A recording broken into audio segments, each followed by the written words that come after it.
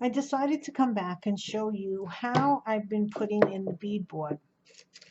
I know I left you, the last time you saw this on this particular group of videos, I was taping in all of the wires. And I started putting in the beadboard, and I didn't paint it black in the background. And now the white is showing through, so I try to paint it a little bit black over here just so that the white wouldn't show through as much. And I put this piece in because this piece had to be this piece of what I'm calling my beadboard had to be put in. I had to adjust it a little bit. Okay, so as I was talking to you about it, I was using coffee stirrers that my daughter was getting at Starbucks that I was cutting down, and I also used some wooden sticks that came on corn dogs. My daughter is a vegetarian, and we get Morningstar products, and the corn dogs come on these sticks. So after we cooked them and ate them, I would save all the sticks because I thought they were really nice, and they're a little bit thicker. And I don't think you're going to be able to see this. Maybe you can. They're a little bit thicker than the coffee stirrers, so it gives this like a nice effect where it's very uneven. I don't know if you can see it that well on the camera, but they're just one is uh, thicker, one is thinner. So I just wanted to show you how I was doing this, and then also how I put this trim in. I got sort of excited, and I have these pieces all over the place, so I wanted to put some of the trim in, and I'm going to show you that really quick. So maybe I'll call this group of videos Candles and Beadboard. Okay, so for some reason, don't ask me why, I just, maybe because the popsicle sticks are wood, I decided to use wood glue. And I took, well, for the big area, I just sort of poured it in, but I'm just painting it on in here. And if I get it a little bit in other places, that's okay. I'm going to clean it up. Well, I poured it in the last time, but I didn't think it would be good to pour. So I'm just really putting a thick coat of this glue here. And this takes a little bit of time to dry, but once this dries, you can't get these things out. Okay, so just painting it in there and over the wires and everything, and on the floor, on the bottom of the shelf. Shelf is still moving a little bit. Okay, and it's sort of upside down, so I can't. Okay, here we go. Maybe if I hold it like this. So this was a thick one, and this is a thin one. Now I know that I could have, and I cut them all down with this tool. I showed you this the last time. I cut this all down. This was really easy to use. I really enjoyed using it. It sharp work out of cutting all of these down. Now I don't know how thick of a piece of wood I could use to cut these, to cut with, but these pieces were absolutely fine. Now I could have bought popsicle sticks. You know, they're not that expensive at the dollar store, and you're probably saying, like, you know, she couldn't afford them. I could, but what I was trying to do here, now we're going to have a little space going on in here. Oh, I got to trim this down. Ooh, so you can see how easy this is to use. I got to trim it down just a little bit. I'm going for like a hair here, and there it goes. I'm going to have to space these out a little bit once I get this one in. But since it will be colored black, and it'll just look like, it won't look that bad. You won't notice it. Okay, so that's there. I don't think I could fit another one in. I really don't. So it's just going to have to space a little bit more unevenly there. And the phone rings. 1 second. Okay, so the last part of this video, I answered a phone call, came back, thought I turned on the record or hit the record button again, and just went on and did about another half an hour's worth of work. Went back to it today and looked for it, and it's not on my computer, so I guess I did not tape it like I thought I was going to. So now we have to do another reenactment on the trim that I used for the beadboard. Okay, so let me show you how it is. I got so excited. Oh, the other thing is I got so excited when I got to show you how to use this tool that I squirreled. I was in the middle of explaining why I use coffee stirrers and the corn dog sticks. One of the things that I really like to do, and I think you might have noticed this from other videos, is use things in different ways, or use just regular things that you have around the house.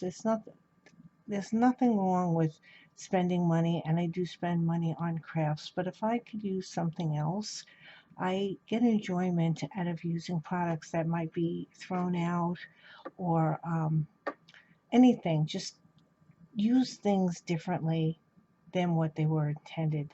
I love using acorns. Uh, Everyone knows you can make bowls with acorns, hats with acorns, uh, or the acorn tops. I once made a little lamp out of like an oil lamp looking thing with an acorn bottom, and did all sorts of uh, paper mache to make sure inside the acorn. I find that to be a lot of fun, and that's what keeps me interested in crafting.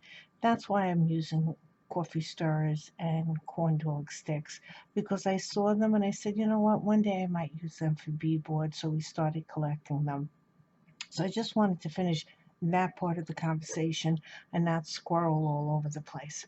Okay, now I finished adding in all of the beadboard, and I painted it black, and I also put the trim here and trim there. Now I wanted to show you how I did the trims because I used two different products to do this. I think I'm attempting to use everything I know how to use in this whole castle bathroom. For the trim under here, right there, I used this mold, and this was a mold I saw Heather Tracy had used on her secret garden. And I've used this before in another video, but I wanted to show you just in case, or explain to you what I did. I needed to do two of these because we had to, one wasn't long enough. And I also used my new cutter to cut these. This was made out of liquid polymer clay, and this thing cut like it was butter. It was beautiful. Okay, I'm using, or what I did use, was my black liquid polymer clay from Sculpey, and what I normally do is I keep this upside down in a jar, because I don't like trying to, squeeze and wait for the product to go down to the tip. And it also says on these bottles, which I didn't do the last time in the last video when I used liquid polymer clay and molds, is you should heat the silicone mold up for about 15 minutes in a 275-degree oven, which is the same temperature that you bake the liquid polymer clay in. And I don't know why that is, but I think maybe if the mold is nice and warm, the liquid polymer clay flows in all the details better. That's the only reason that I can come up with, but whatever, that's what the instructions say. So I did that when I made the two pieces that went under the shelf. And all you do is you just take out your top and you slowly fill it, going back and forth, making sure that you have a even amount. And then, like I told you, I've done this before, and I don't need any more of this trim. I'm sorry, it's not going to be a reenactment.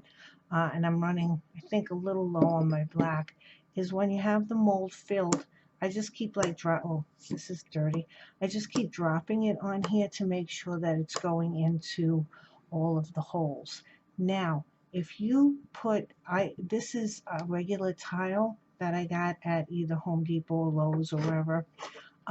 Just be careful when you take it out of the oven, because this is going to be warmed up to 275 as this.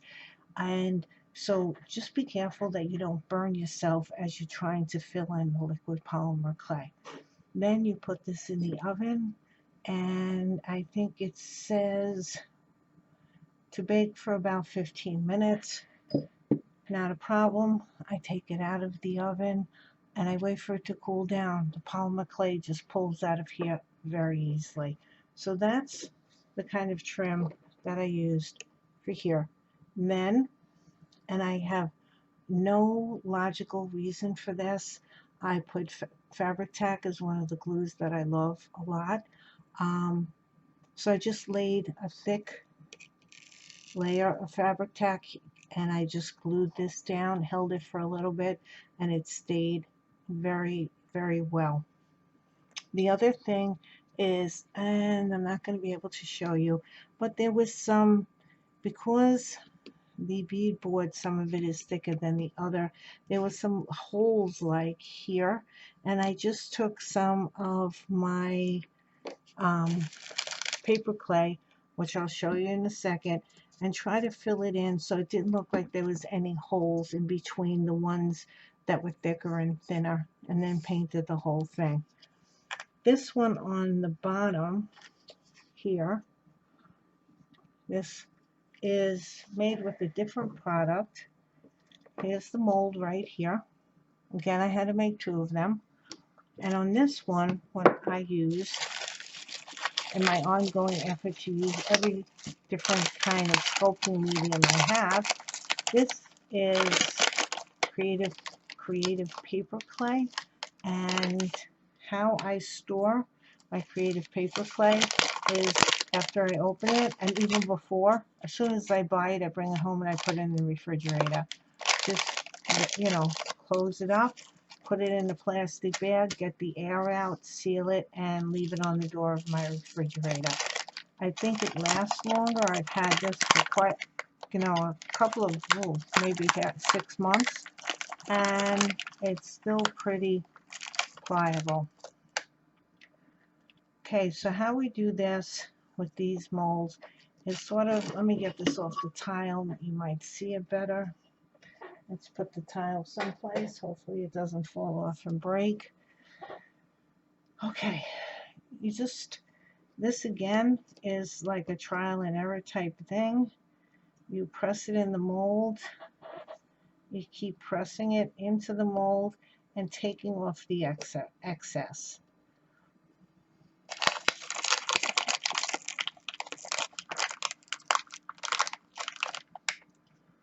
Now on these silicone molds, once after I use them, you clean them off if they have to be cleaned off. Most of the time they don't have to be cleaned off because the stuff comes out. But I brush them with cornstarch and then blow it out and stuff. Okay. So once you get it down in there, you're just trying to take off the excess that you have. Any which way that you know of how to do this is fine. This is not the easiest, it's easier if you use, for me, to pour in the polymer clay. But I had this stuff, and like I said, I was running low on the black. Now, I have black, I have transparent, and I have white. So I could have done this with one of them, but I figured, you know what, let me use the paper clay. Simply because I haven't used this particular brand of paper clay on air yet, or on this project. I've used polymer clay, I've used, I will be using 2-part epoxy, I'll be using resin, I've used paper, I've used wood cement, all the glues. Just want to use a variety of different mediums to finish making something. More fun that way. Now sometimes if I can't get it as flat as I want, I'll take, I'll take my stiff polymer clay blade. Now this is the sharp one, so we have to be very careful with this. And very gently, because I'm cutting towards my thumb. I know I'm cutting towards my thumb, so I'm not trying to slip. Just take some off the top like that and go slow. If it gets a little hard, pull this up. I don't want to slip and slice my thumb. I already got this thing poked me here and it started to get infected, and I got, oh goodness, had to clean it out with peroxide, alcohol. I've been wearing band-aids.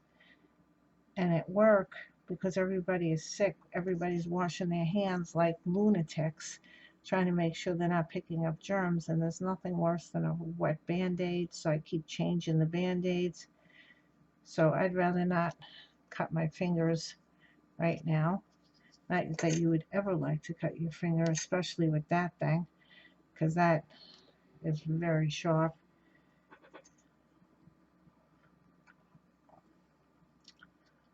Okay, so,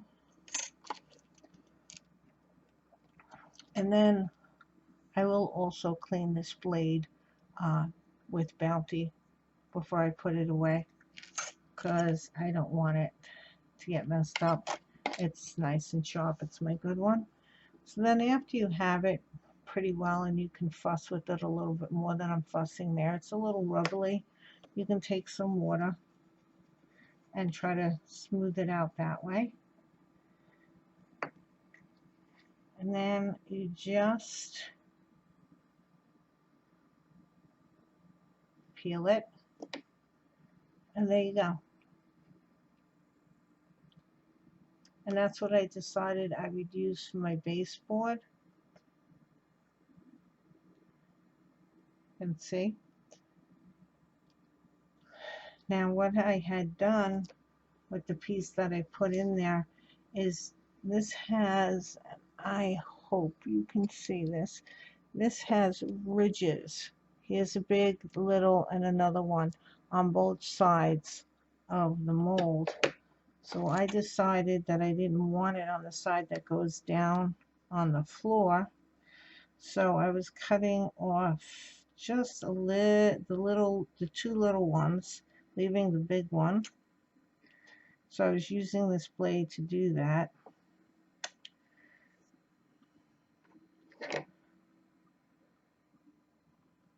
Just cutting it off like that. And then I took my PVA or white glue. And I have to hold it upside down again. I put the PVA or white glue, blobbed it on, and then just laid the part that I just cut down, made another mold, and matched it up. Then I think you can see it because you'll still see. I wanted to fill in, because of the different thicknesses of my beadboard, there was like hole looking things, and I just didn't feel like smushing more of this stuff in there. That's what I was using to smush. I mean, I could show you, and here, because let me get a little piece of it. What I was doing was just pushing it in like this, you know, trying to make it. Where's the tools? You don't want to have like a lot, so just trying to smush some in so there was no holes in between. So I just put some white glue down in there.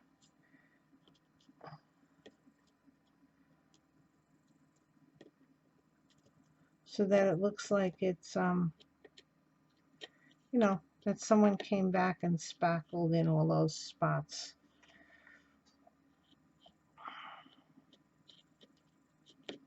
Then you just wait for this stuff to get a little dry. It doesn't really take that long for this stuff to dry. And then you paint it. Where did that other little piece go? All right, here. So I know this is really hard to see. Well, anywhere where there is a large hole in between the beadboard and the back of the molding, I'm just putting, it's like spackle. Pretend it's your spackle.